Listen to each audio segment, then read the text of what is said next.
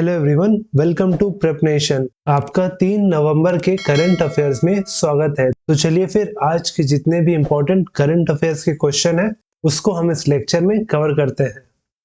पहला question, for which initiative Dharmendra Pradhan has signed an MoU with FIFA and all India football federation. Dharmendra Pradhan ने किस पहल के लिए फीफा और अखिल भारतीय फुटबॉल महासंघ के साथ एक समझौता ज्ञापन पर हस्ताक्षर किया है? तो किया है option A football for schools. Option A football for schools. तो जो धर्मेंद्र प्रधान जी है वो यूनियन एजुकेशन मिनिस्टर है, यानी कि शिक्षा मंत्री है। उन्होंने एमओयू साइन किया है 30 अक्टूबर को विद फीफा और ऑल इंडिया फुटबॉल फेडरेशन। और किस लिए साइन किया है? तो किया है फुटबॉल फॉर स्कूल्स इनिशिएटिव। और इस इनिशिएटिव के तहत जितने भी स्कूल के छात्र और छात्राएं हैं उनको खेल के माध्यम से सशक्त किया जाएगा। वहीं बात करें ऑल इंडिया फुटबॉल फेडरेशन की, तो ये फाउंड किया गया था 23 जून 1937 को, जिसका हेडक्वार्टर नई दिल्ली है। तो वहीं इसके प्रेसिडेंट है Kalyan Chaubey ji, Kalyan Chaubey. According to the 7th Lancet report, India suffered income loss of dash GDP due to heat wave in 2021। 7वीं लैंसेट रिपोर्ट के अनुसार 2021 में हीट वेव के कारण भारत को डैश सकल घरेलू उत्पाद की आय का नुकसान हुआ। तो भारत को नुकसान हुआ ऑप्शन डी 5.4% जीडीपी का। Option D 5.4% GDP. तो क्लाइमेट ट्रांसपेरेंसी की 2022 की रिपोर्ट के हिसाब से भारत को 5.4% का लॉस हुआ है इन जीडीपी। और ये जो लॉस है ये हाईएस्ट है अमॉन्ग द G20 नेशन। और ये लॉस क्यों हुआ है? क्योंकि भारत में जो हीट वेव आया था उससे यहाँ के काम काज पे बहुत ही ज्यादा इफेक्ट हुआ है। और इस हीट वेव से सिर्फ काम पे ही असर नहीं पड़ा है, इससे जो वीट क्रॉप का जो ईल्ड था उसमें भी काफी गिरावट आया है इस हीट वेव के कारण। अब जितना गर्मी होगा, जितना टेम्परेचर बढ़ेगा, उससे ऑब्वियस सा बात है कि जो काम करने वाले लोग हैं वो जल्दी सैचुरेट हो जाएंगे, उनका जो एफिशिएंसी है वो घटेगा और इसके साथ ही वर्किंग आवर्स गिरेगा उनका, और जिससे ऑल टुगेदर जो इनकम है वो भी कम मिलेगा। और इस कारण से भारत में जितने भी सेक्टर है, वो चाहे सर्विस हो, मैन्युफैक्चरिंग हो, एग्रीकल्चर हो या कंस्ट्रक्शन हो, सभी के सभी सेक्टर इस हीट वेव के कारण इफेक्ट हुए हैं। और इसी कारण से भारत को 5.4% का लॉस हुआ है in GDP. Which state has announced the launch of its first national project, the Upper Bhadra Scheme? किस राज्य ने अपनी पहली राष्ट्रीय परियोजना ऊपरी भद्रा योजना शुरू करने की घोषणा की है? ये घोषणा किया है ऑप्शन सी कर्नाटक राज्य ने। Option C Karnataka. तो जो कर्नाटक के मुख्यमंत्री है बसवराज बोम्मई जी, उन्होंने इसका अनाउंसमेंट किया है कि जो अपर भद्र स्कीम है वो कर्नाटक का पहला नेशनल प्रोजेक्ट होगा। और इसके लिए जो जल शक्ति मिनिस्टर है गजेंद्र सिंह शेखावत जी, उन्होंने यूनियन कैबिनेट को रिक्वेस्ट किया है कि ये जो प्रपोजल है वो जल्दी से जल्दी यूनियन कैबिनेट से पास हो जाए। वहीं अगर ये प्रपोजल पास हो जाता है तो इस प्रोजेक्ट के तहत जो कर्नाटक के चिक्कामंगलुरु, चित्रदुर्ग, तुमाकुरु और दवांगिरी जिले हैं, उनको इस प्रोजेक्ट के तहत इरिगेशन के लिए 2.25 लाख हेक्टेयर्स का पानी का सप्लाई दिया जाएगा। Which of the following soft drinks has become a $1 billion brand in the Indian market? निम्नलिखित में से कौन सा शीतल पेय भारतीय बाजार में $1 अरब का ब्रांड बन गया है? तो वो बना है option B Sprite. Option B Sprite. तो जो स्प्राइट है वो कोको कोला कंपनी का है और इसका ये लेमन ड्रिंक है जिसने इस साल 1 साल के अंदर $1 बिलियन का सेल किया है। वहीं इससे पहले पिछले साल यानी 2021 में भी कोको कोला का एक और ब्रांड है, वो है थम्स अप। तो इसने भी $1 बिलियन का सेल किया था। तो बहुत लोग को लगता है कि थम्स अप, स्प्राइट या कोको कोला अलग अलग ब्रांड है, लेकिन वो कोको कोला का ही सब्सिडियरी है। Who has been appointed as the chair of India's Civil 20 and official engagement group of G20?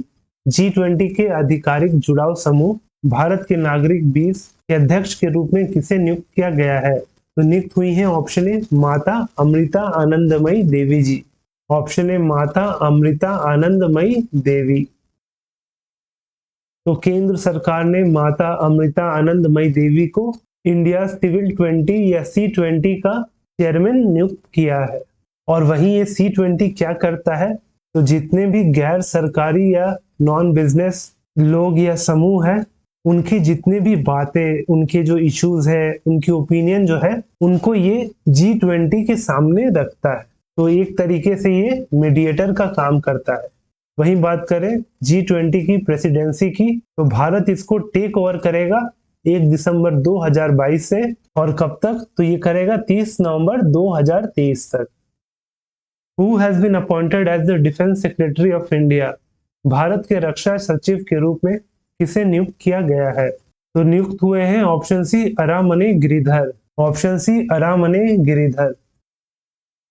अरामने Giridhar जो है करेंटली सेक्रेटरी है ministry of road transport and highways के, और इनको केंद्र सरकार ने नियुक्त किया है secretary of department of defence. और ये रिप्लेस करेंगे अजय कुमार जी को, जिनका कार्यकाल 31 अक्टूबर को खत्म हो गया।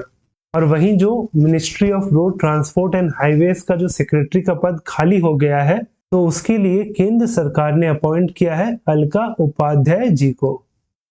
Tesla chief Elon Musk has taken over which social media platform? Tesla प्रमुख एलॉन मस्क ने किस सोशल मीडिया प्लेटफॉर्म का अधिग्रहण किया है? तो ये तो काफी न्यूज में है। तो उन्होंने किया है ऑप्शन सी ट्विटर को। Option C Twitter. तो फाइनली दुनिया के सबसे अमीर आदमी एलॉन मस्क ने ये जो ट्विटर का डील चल रहा था $44 बिलियन का, वो पूरी तरीके से कंप्लीट हो चुका है। और अब एलॉन मस्क ने टेक ओवर कर लिया है ट्विटर को।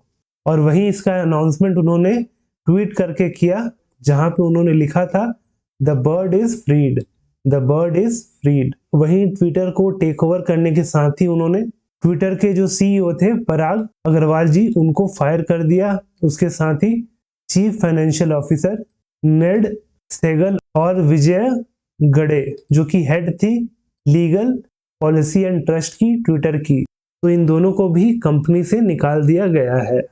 और वहीं अगर बात करें ट्विटर की, तो इसे फाउंड किया था जैक डॉर्सी, नोहा ग्लास, बिल स्टोन और इवन विलियम ने। और कब किया था? तो किया था मार्च 21, 2006 को। Who won the Sultan of Johar cup 2022 hockey tournament? Sultan of Johar cup 2022 hockey tournament किसने जीता? तो जीता है ऑप्शन ए इंडिया ने, ऑप्शन ए भारत। तो इंडिया का अंडर 21 मेन हॉकी टीम ने हरा दिया ऑस्ट्रेलिया को इन द फाइनल मैच और सुल्तान ऑफ जोहर कप 2022 को अपने नाम किया। और ये जो टूर्नामेंट है वो हमेशा मलेशिया में कंडक्ट किया जाता है। वहीं ये भारत का थर्ड टाइटल है। वहीं इससे पहले भारत वर्ष 2013 और 2014 में इस टाइटल को जीता था। वहीं इस ऑस्ट्रेलिया और इंडिया के बीच में जो फाइनल चला था, उसमें प्लेयर ऑफ द मैच का अवार्ड मिला था सुदीप चिरमाको को, सुदीप चिरमाको। वहीं इस टूर्नामेंट में कुल 6 टीमें आपस में भिड़ी थी और वो टीम थी Australia, India, Britain, Japan, Malaysia और South Africa. Who among the following has won the Meltwater champion chess tour title? निम्नलिखित में से किसने मेल्ट वाटर चैंपियंस शतरंज टूर का खिताब जीता? तो जीता है ऑप्शन सी मैग्नस कार्लसन ने, ऑप्शन सी मैग्नस कार्लसन। और मैग्नस कार्लसन जो कि वर्ल्ड चेस चैंपियन है और ये नॉर्वे से बिलोंग करते हैं और इन्होंने इस टूर्नामेंट में हराया Indian grand master Arjun Erigaisi को। वहीं इसके साथ ये मैग्नस कार्लसन का सेकंड कॉन्जिक्यूटिव टाइटल था, यानी कि इन्होंने Meltwater champion chess tour लगातार दूसरी बार जीता है। तो ये जो क्वेश्चन है वो आपके लिए है। द रजिस्टर्ड ज्योग्राफिकल इंडिकेशन यानी GI tag valid for dash, पंजीकृत भौगोलिक संकेत टैग डैश के लिए मान्य है। तो आपको बताना है कि ये कितने साल तक वैलिड रहता है। तो आपको इसका सही आंसर आपको नीचे कमेंट करना है। और वहीं हमारा ये डेली करंट अफेयर लेक्चर का पीडीएफ आपको हमारे टेलीग्राम चैनल प्रेप नेशन में मिल जाएगा, जिसका लिंक नीचे डिस्क्रिप्शन में दिया गया है। आप वहां पे जाके उसे डाउनलोड कर सकते हैं। और अगर वीडियो अच्छा लगा हो तो वीडियो को लाइक करें और साथ में हमारे चैनल प्रेप नेशन को सब्सक्राइब करें।